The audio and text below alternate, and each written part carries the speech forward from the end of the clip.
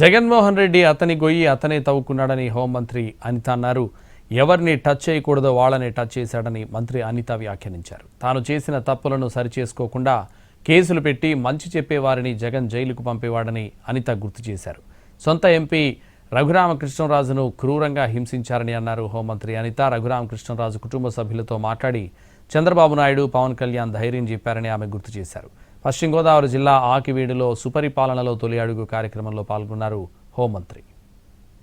జగన్మోహన్ రెడ్డి అతనే తవ్వుకున్నాడు. ఈ రోజు పరిస్థితి ఏంటంటే అతను ఎవరినైతే టచ్ చేయకూడదు వాళ్ళనే టచ్ చేశారు.